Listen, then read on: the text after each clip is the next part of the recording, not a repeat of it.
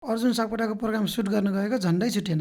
Hello everyone, नमस्ते। आजको भ्लगमा हजुरहरूलाई स्वागत छ।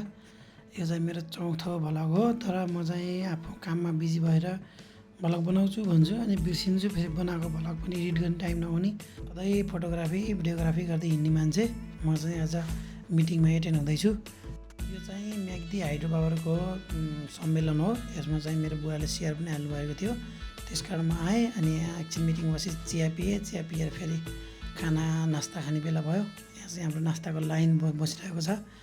अनि यहाँ नास्तामा चाहिँ मैले थोरै चाउमिन अनि मकै अनि आलु फ्राई र चिकन चिल्ली लिएर खाएपछि फेरि यहाँ चासो गुनासोहरू धेरै नै थियो। सबैले आफ्नो आफ्नो तरकारी राख्नुभयो। अनि यो प्रोग्राम सकिसकेपछि हामी जानुपर्ने थियो साँझ चन्द्रौटा। अर्जुन सापकोटाको प्रोग्राम थियो चन्द्रौटामा, अनि हामी चाहिँ गाडी चलाएर चन्द्रौटा गयो। अहिले चाहिँ पश्चिमतिरको बाटो एकदम खराब छ। झाँक्दै गर्दा लेटमा पुग्यो हामी चाहिँ। अर्जुनको पर्फर्मेन्स खिच्न आएको त अर्जुनले गीत गाइसके हान। हामीलाई चाहिँ गाडीले लेट गर्यो अनि त्यो बाटोमा जाम जस्तो भयो क्या।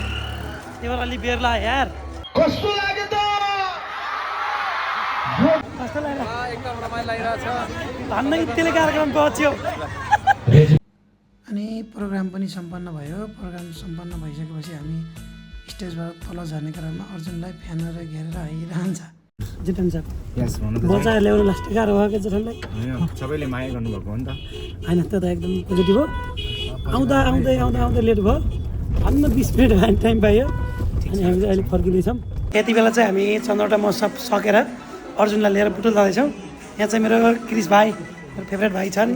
यता मेरो अर्जुनका फ्यानहरू अनि मेरो साथी। अनि हामी बुटोलतर्फ लाग्यौँ। बुटोलतर्फ लाग्ने बेलामा चाहिँ अर्जुनले गाडी चलाउँदैछन्।